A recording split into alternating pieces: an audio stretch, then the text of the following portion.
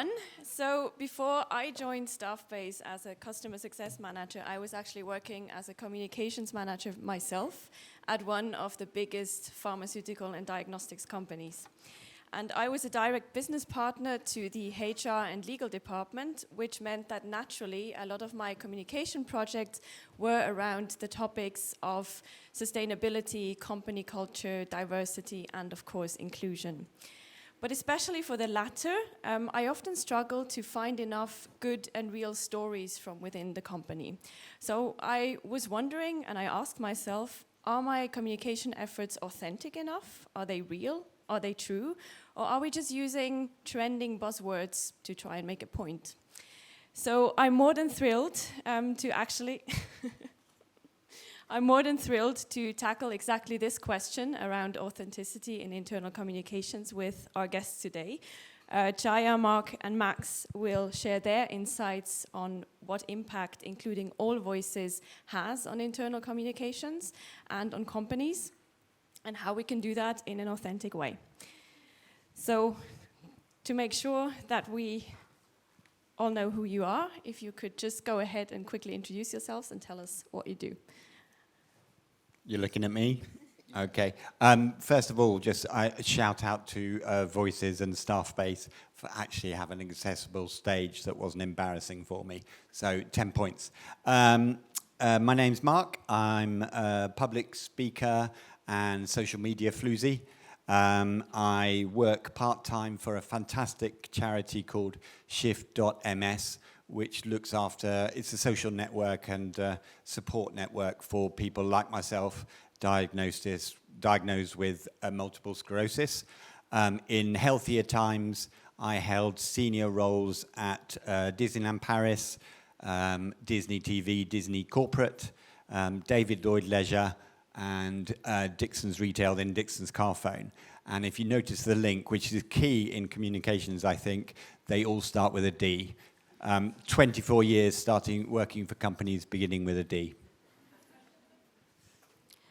Great, thank you. I'll go next, shall I? I'm a bit freaked out by a giant head of myself behind me.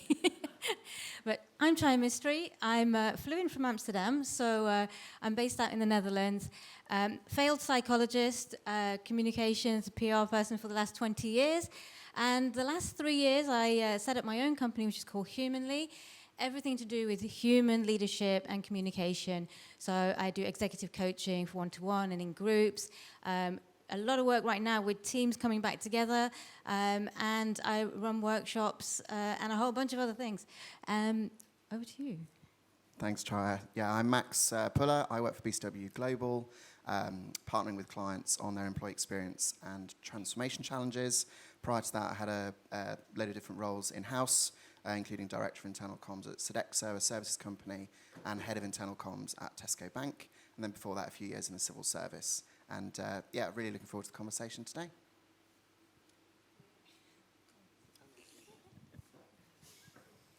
So to make sure that we are all on the same page about what we're talking about today, I would love to hear from each of you, what does authenticity in communications mean to you, and why is it so important?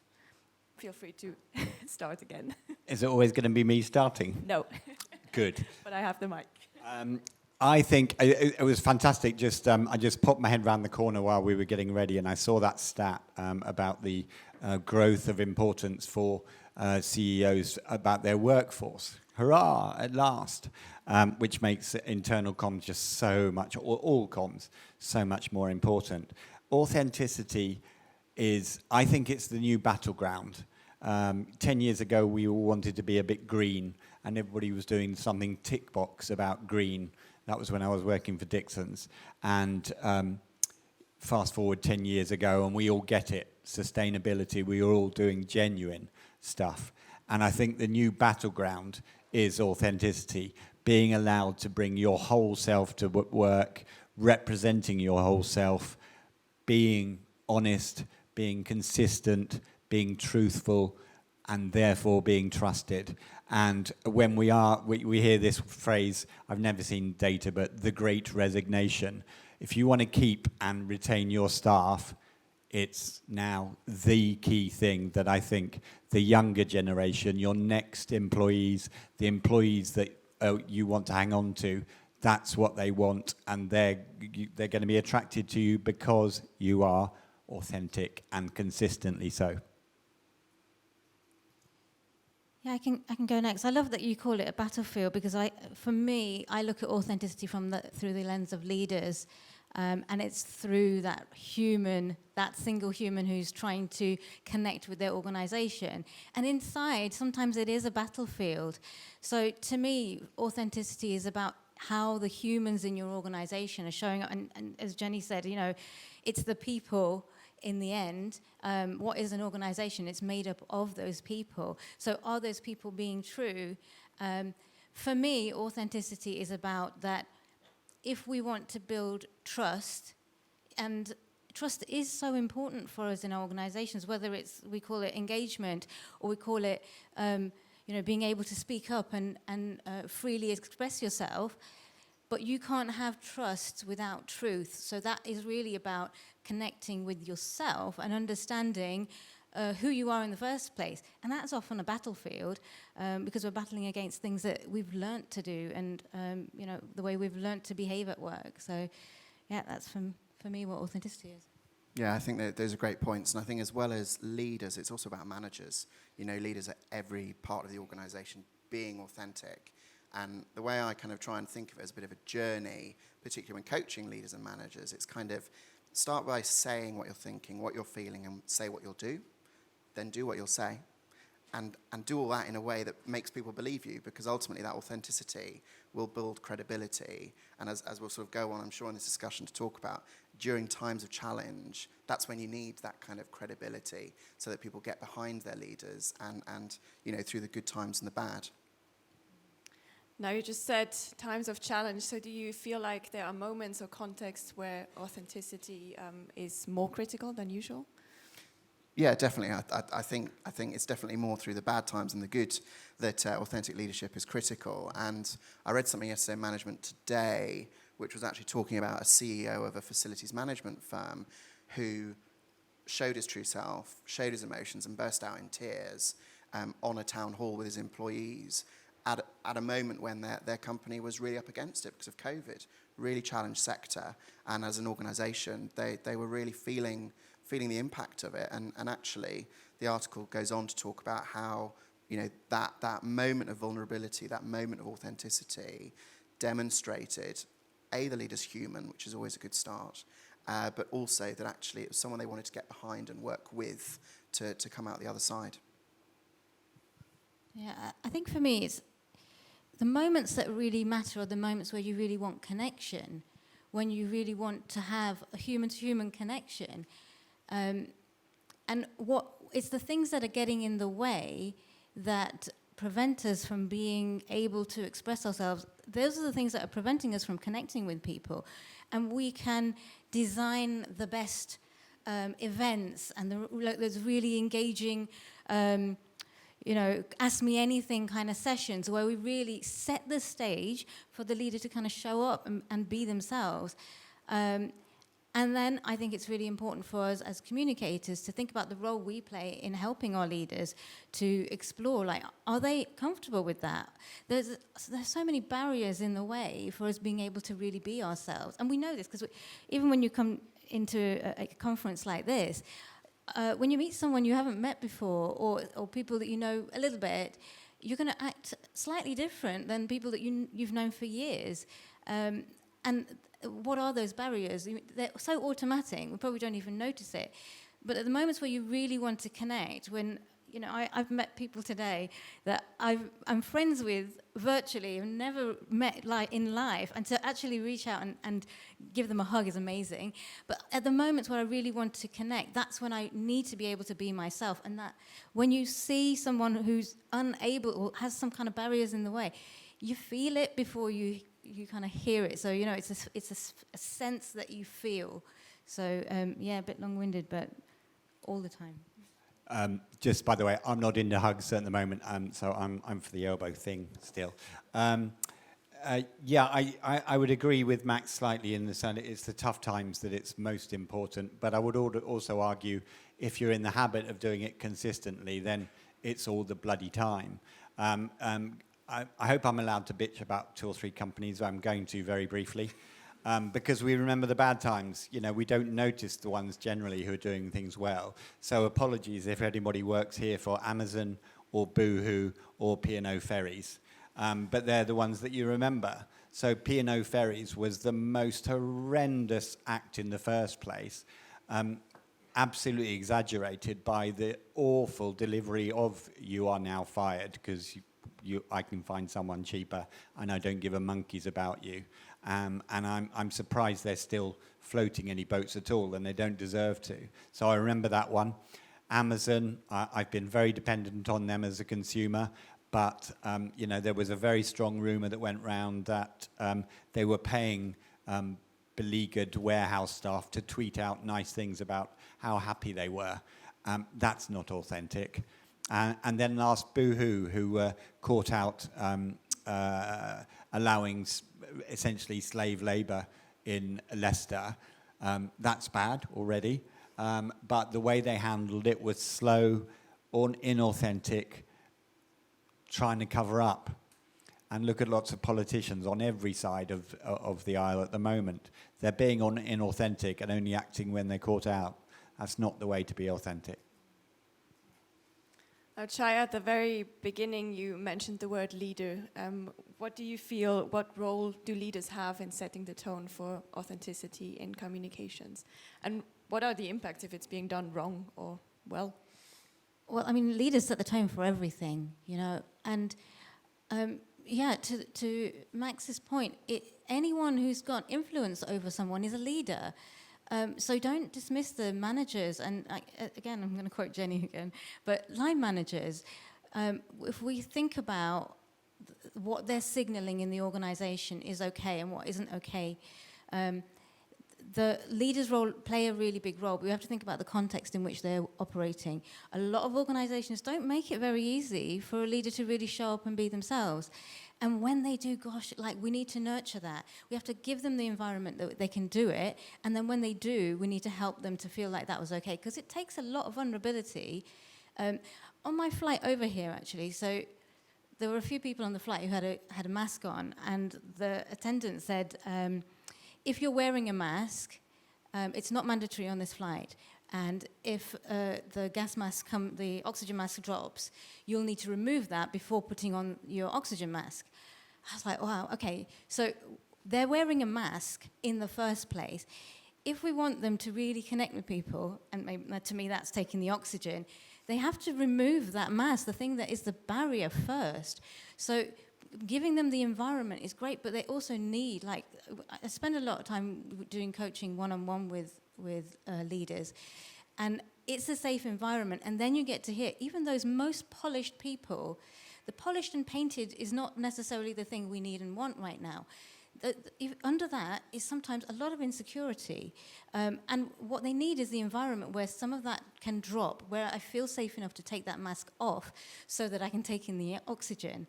So what we do is important, but what our most senior leaders are doing and saying is also really critical, because that's where the environment's being created.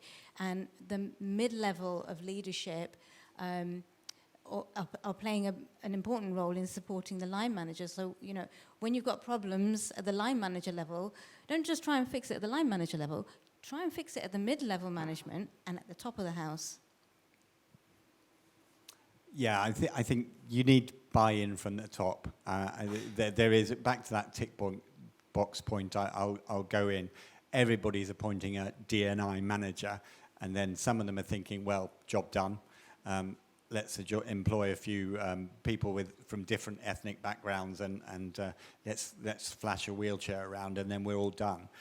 That's not D&I, that's not authenticity. But I'll do a quick case study from when I worked for Dixon's, all about myself. It's me. So I was diagnosed with MS while I worked for Dixon's, and I went away to feel very sorry for myself because it's quite a nasty diagnosis. sort of 2 weeks grieving and punching walls and drinking heavily or whatever. I can't remember what I did really. But by the time I came back, the senior leadership team, my colleagues and my CEO had all educated themselves about MS and about the processes I would be going through. My illness was invisible at the time, or possibly I was kind of walking drunk a bit, or looking like I was walking drunk before midday. But they had done their work, and that was, a very authentic and moving time for me, and started to make me more of an ambassador than I could have been. Phase 2, and I was struggling, and a wheelchair user or with a walking stick, memory and thinking problems. They called me into a room, my CEO and my boss and the HR director, and I thought I was going to get either the guilty check or the appointment as chief photocopier, something like that, to shuffle me out the way. Essentially, paraphrasing, they said, look, Mark, we love what you do, but you're struggling and we want to keep you. What can we do to build a job for you that would help you stay with the organization? And we created together a head of group social media, which was all the corporate stuff, putting out the corporate statements, defending and promoting the company. And I could work from home before working from home was a thing. So I became a bigger ambassador. Fast forward, and I couldn't really manage a full-time or actually a 4-day job anymore. I went to them and said, I need to leave now. And I had, 3 months notice, 6 month notice. They gave me a lot more than that, paid to just sort of look after me into the future. Upshot of that is I have no shares in the company, no relation to the company whatsoever, and I'm a huge ambassador for Dixon's, now Currys. And a LinkedIn post I put out, everybody seems to do this now, but I put out a post that said, blah, blah, blah. They were great for those 3 reasons I just outlined. And I can remember the last line. It said, be like Dixon's car phone. And it got 875,000 views, went absolutely bonkers. And I still sell the company 10 years on for no reason except they were good people. And having eavesdropped out there to Jenny's talk about how we don't control employee engagement, I think that's a perfect example of where leaders are behaving in an authentic way, where, in companies where it's perhaps not natural, communicators are working with those leaders so they're more authentic. And actually the outcome is employee engagement and a brilliant employee experience, even having left a company. So, brilliant case study for sure. Now, let's think about not all leaders might be like the ones that you had at Dixon. So what if leaders are struggling? What do you feel like communications professionals can do to actually help them being more authentic and communicating more authentic? I think if it's your CEO and they totally don't get it, I think you're working for the wrong company. But that's not a very helpful answer. I think let's try and be more helpful and hope we've got leaders who are a bit imaginative. So back to that stat I saw about the importance that CEOs and senior leaders feel the need for, that they know that staff is now important at last, again, as I said.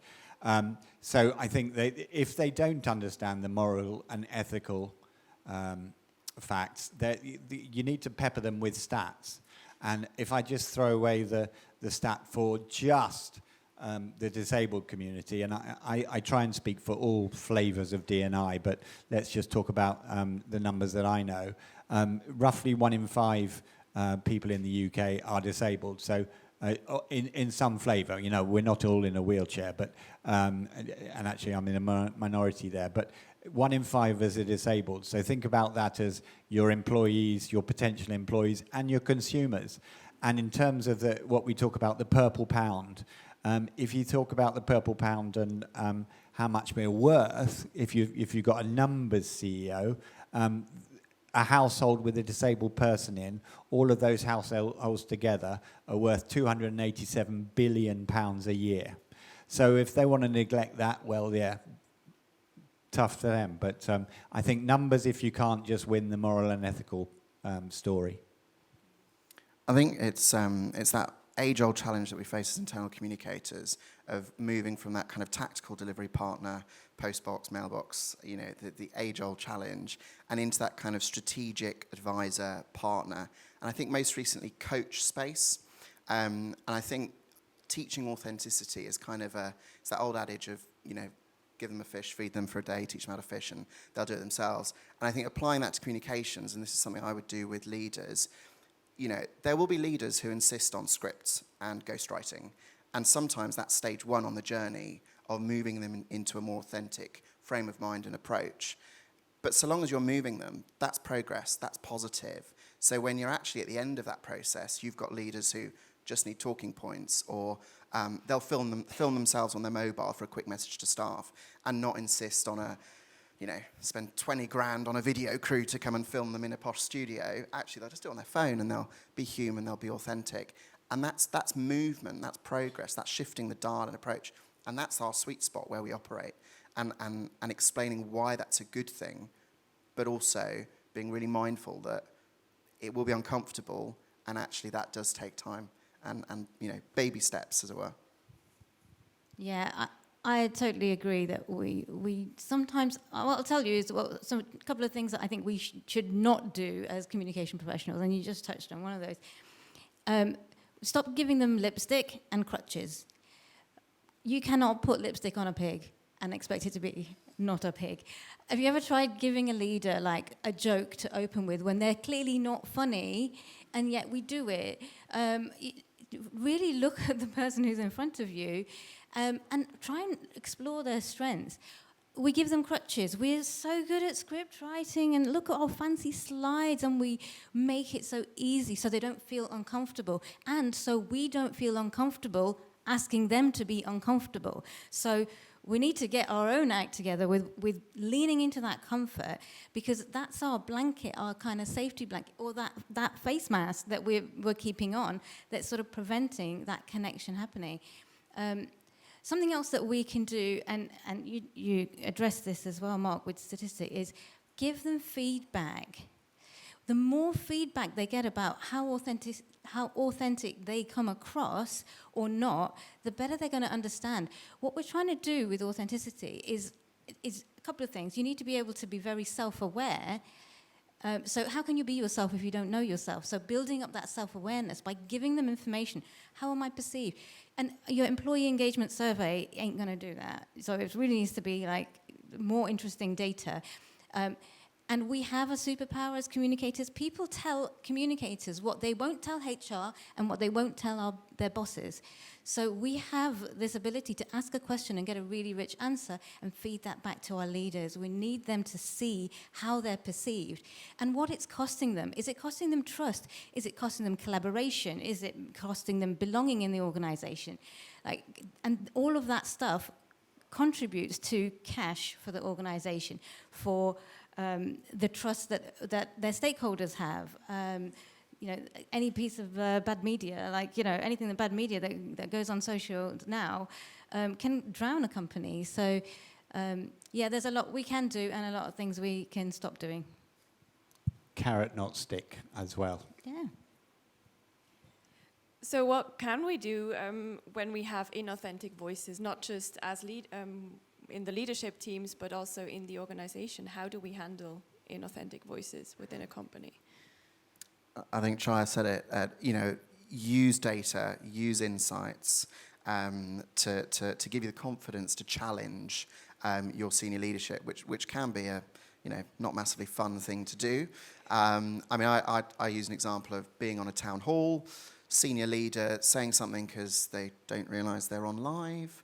And then getting a torrent of abuse in the comments and the questions, follow-up emails to the mailbox. I think in some organisations, particularly where there's a really hierarchical culture and structure and a deference to the level and levels above, actually that courage to challenge is a big thing. And so, what I did was I just gathered all the hate mail and kind of pulled together a bit of a report, a bit of a summary, and got the guy to apologise at the next event, because there was no way it could be left hanging. And I wasn't going to write his apology for him. That was another conversation to be had. So I think it's really carrot, but also not being afraid to challenge, push and back up with the data, and it not just being, oh, well, I feel you might have got it wrong there. Here's 100 emails from colleagues saying you definitely did. I think that we can't imagine that inauthentic leaders is a communication problem. It's a business problem. There's a reason why the leader in front of us doesn't feel comfortable to be themselves, or they've learned this is just the way they've got things done, you know. And I do feel sorry for leaders sometimes. You know, you've got folks, and I've worked with like some of the best engineers, and they're experts in their field, but how have they become the leader? They've got promoted for being that deep technical expert, not for being a people manager. So they've kind of got there and learnt along the way to kind of build up how they've become. And they're being inauthentic for a reason, and we've got to find out what that reason is and try to tackle that rather than tackling them. They're just a product of what's going on in the organization. And it's very easy to give it to communications to solve that problem. It is not a communicator's problem. We end up with the blame often. I don't know if you guys feel that, but I've often had that feeling that, oh gosh, when the leader doesn't come across very well, feel this kind of sense of responsibility for them. But actually, we've got to escalate when we don't feel that it's comfortable and that it's not in our control, and to team up with learning and development, team up with HR, with business leaders, because we don't have to do that ourselves, and it's not our problem. I gave my case study, didn't I? I think lived experiences, if leaders could just understand that actually there might be a couple of people from different ethnic backgrounds within who are great within their workforce, with from the LGBT community, hidden disabilities, visible disabilities.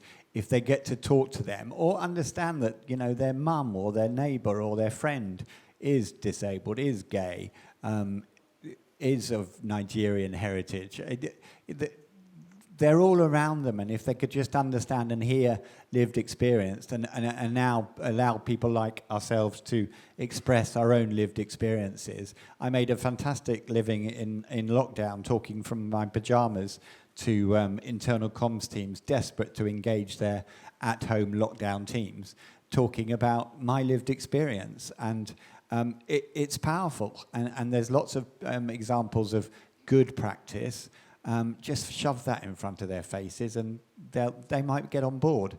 But it's a slow progress. The suffragette movement was, 100 and something years ago. Somebody threw themselves in front of a horse. There were lots of protests. Won the vote eventually. Great. But we still haven't got equal pay parity for women. We still haven't got equal job opportunity for women. So it's not going to change overnight. So patience as well. And maybe not carrot and maybe a gentle carrot hit.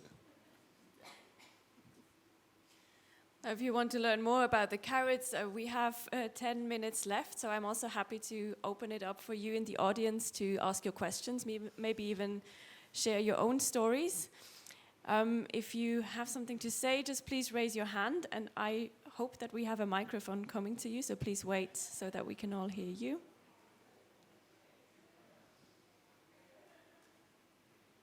There's got to be some questions. We all find authenticity really easy, right?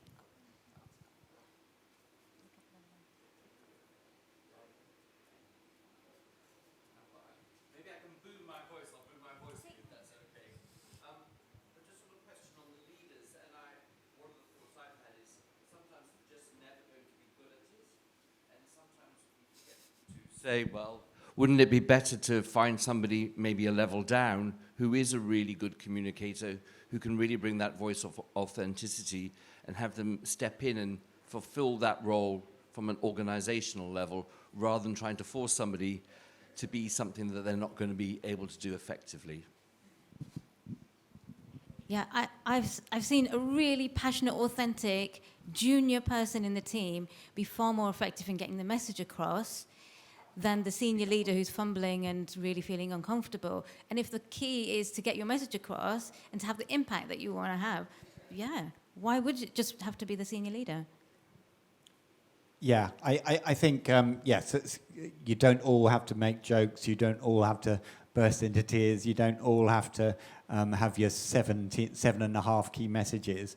But I think, yes, if you've got a great communicator who's relatively senior, brilliant, I just think you absolutely have to have buy-in from the CEO. If the CEO isn't happy to, CEO, MD, isn't happy to actually put their face in front of the camera, I understand that, but you've got to have buy-in at the top, even if they're not the communicators. Yeah, my first inclination would be to really look at the C-suite and see if they're, in understanding strengths and weaknesses, what are the capability gaps, what are the opportunities to, with HR, upskill, whatever the weaknesses are. But then I think I probably wouldn't. It's a very difficult one because you're then managing a dynamic where you've got a HR director subbing in for the chief people officer, and then you've got colleagues thinking, well, where's the chief people officer in all this? And often people do look to the C-suite for the answers. So I would do it really thoughtfully and sparingly.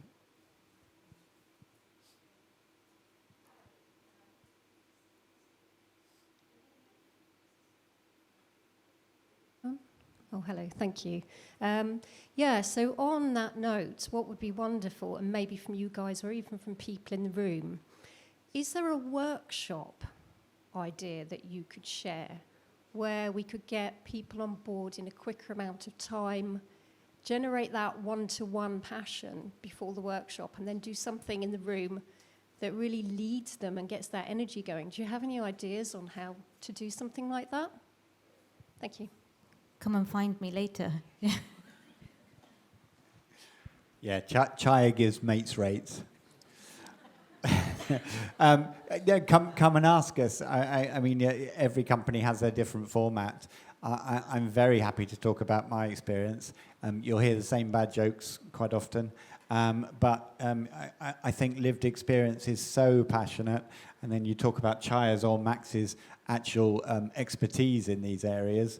And we can tell a powerful story. There's, there's other evil competitors out there apart from us three, but it's there if you look for it. And I think as well as the workshop piece, there's also something that is squarely in our gift as internal communicators, and that's those programs around visible leadership and leadership engagement. So, I think a workshop for upskilling is great, but actually some of it boils down to soft skills around empathy and really understanding your workforce and the challenges that people are facing individually. So get your leaders out there, virtually or ideally in person. I remember one company where it'd be mandatory for the C-suite to go into the kitchens and cook or cut carrots. Let's be honest, they weren't allowed on the stoves.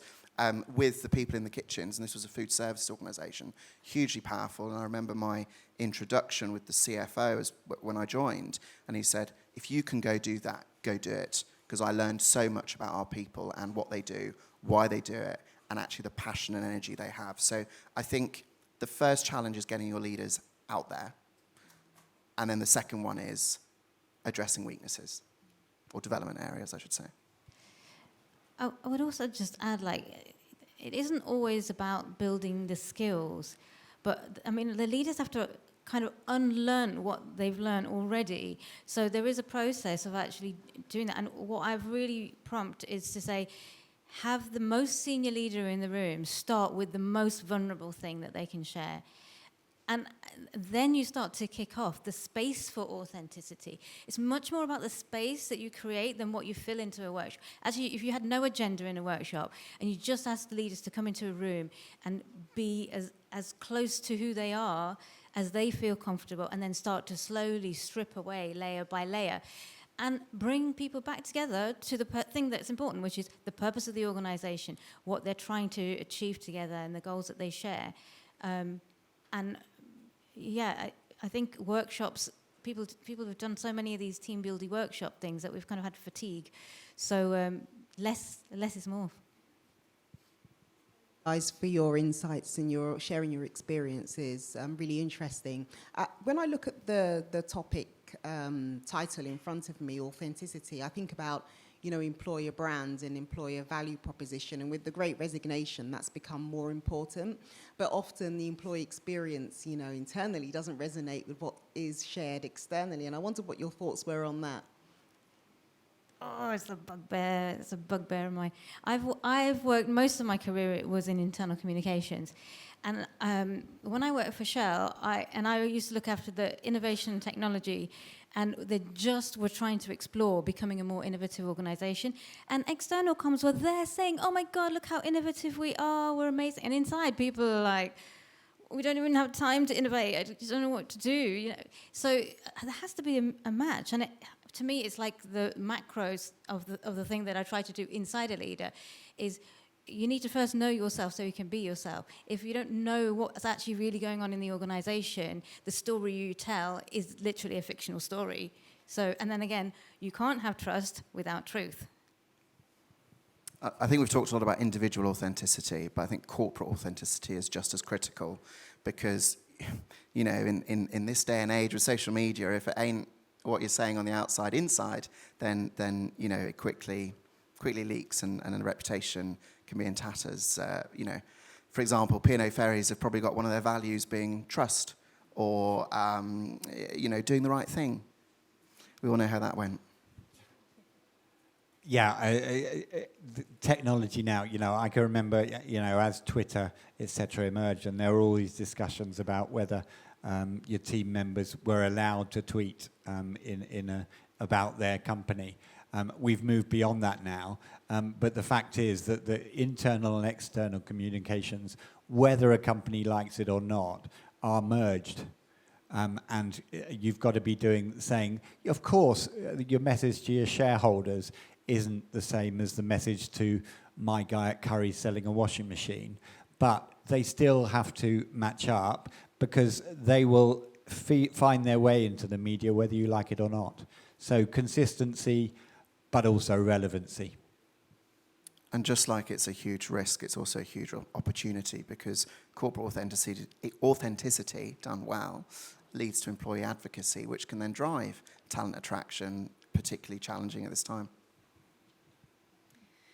Well, thank you so much for sharing your thoughts and your expertise. What I'm taking with me for sure is the fact that authenticity is about people, it's about leadership, and you as comms professionals can support that by really building trust with your employees.